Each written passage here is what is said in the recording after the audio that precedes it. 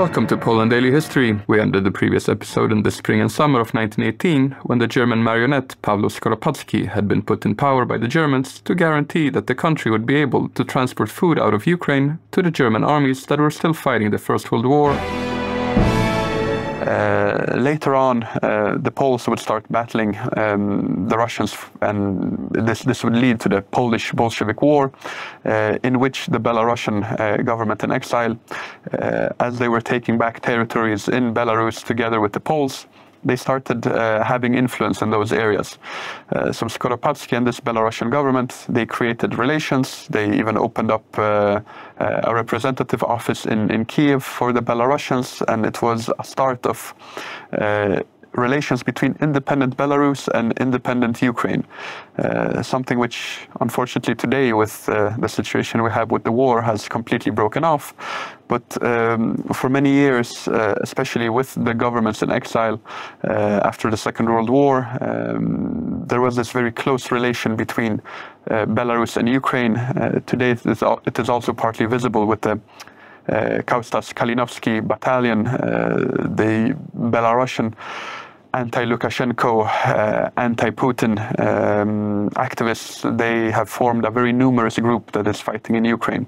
So this relationship, it dates back to 1918. And just on a side note, it might be worth mentioning that the Belarusian government in exile still exists. Now it's based in London, as many other governments in exile. And it is actually the world's oldest continuing government in exile that is still alive and well more than 100 years later after it was created. But going back to Pawlo Skoropadsky and Ukraine's foreign policy, they were also focused on areas that they considered to be part of Ukraine, but at the moment were not in Ukrainian control. One was the area of Taurida, which is today the area of Melitopol, just a little bit north of the Crimean Peninsula, which is currently now under Russian occupation. Skoropadsky started discussing with them about this region joining Ukraine during the summer of 1918. Similar contacts were made by the Crimean Provisional Government that had been created initially in April 1918, when the Central Powers, the Austro-Hungarians and especially the Germans, wrestled took control of Crimea, and they brought with them a certain Pole, actually, a Lipka Tatar, who had been born near the Grodno region in what is today Belarus. Before the Second World War, was a part of Poland, and has a very large Polish minority, but also a Tatar minority, this Turkish ethnic group that migrated to parts of northeastern Poland and southern Lithuania around 500 years ago. Since these Tatars were related to the Crimean Tatars that had remained in Crimea and parts of southern Ukraine, the Germans believed that Maciej Sulkiewicz would be the man for the job to rule over Crimea. He himself was an old Russian military. He had participated in various wars leading up to the First World War, the Russo-Japanese War, and then finally during the First World War he had fought on the Romanian front and gained a lot of experience there. Once he was in power in Crimea, he started negotiations with Skoropadsky.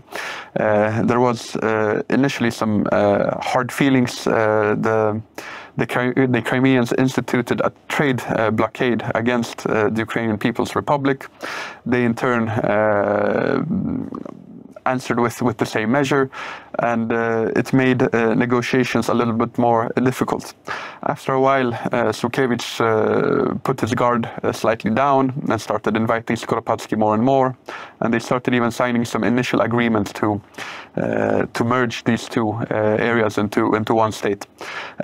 However, with the end of central power control, they realized that Ukraine might be in the risk of being overrun by the Bolsheviks, and they started stalling this process. Finally, it was the Bolsheviks that took control of Crimea, and Maciej Šuškevič had to flee to Azerbaijan, that was still at the moment an independent state. The Russians would take control first 2 years later in 1920.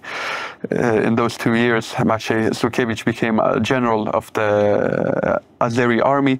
Unfortunately, in 1920, he wasn't able to flee from Azerbaijan, so when the Red Army took power, he was swiftly executed by the Bolsheviks. But returning to Ukraine, if we look at 1918 and this German couple of months that they were in control of the area, it's worth mentioning that they had a policy that was somewhat similar to what would later be used by Adolf Hitler during the Second World War.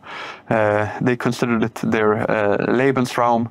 There was a book written in 1915 or 16 by Friedrich Neumann, in which he wrote that Germany needed to create a Mitteleuropa, a Middle Europe in which they could completely dominate these smaller countries, whether Poland, Ukraine, or the Baltic states.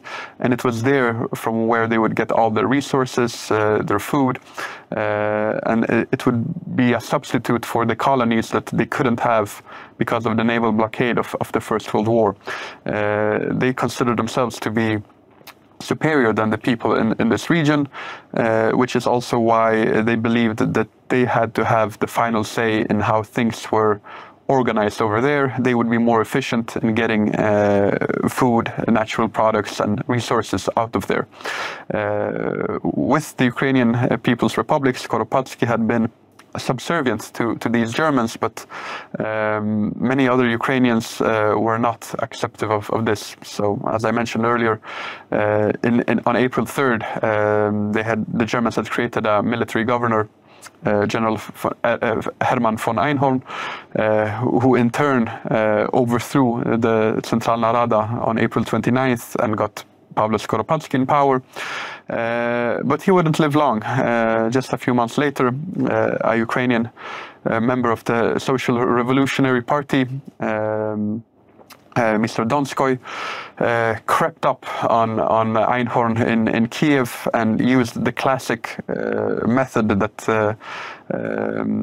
leftist terrorists and assassins had been using against Russian tsars and officials during the 19th century.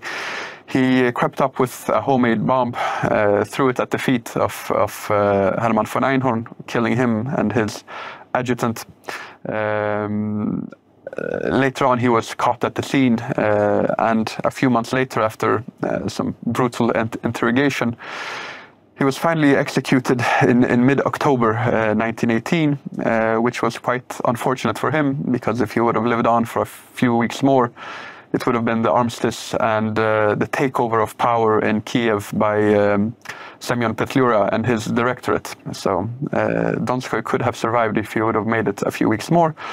But with this big change in November 1918, you have Petliura coming to power, starting to prepare for this onslaught by the Red Army that he knew was coming. But it would really pick up steam in the year of 1920. But I think we'll save that year for future episodes. Well, that's very interesting. Thank you for sharing that with us, Adam. Thank you. So yeah, Adam has shared with us the history of the Ukrainian People's Republic, not to be confused with later People's Republics, of course. Very interesting and very tumultuous time in Europe generally, and it's interesting to see that Ukraine, even at that time, was very much a state, something which the current Russian regime under President Putin that story is not yet over. But unfortunately, this episode of Poland Daily History is over. We hope you've enjoyed it. Thank you for watching, and we look forward to seeing you next time on Poland Daily History.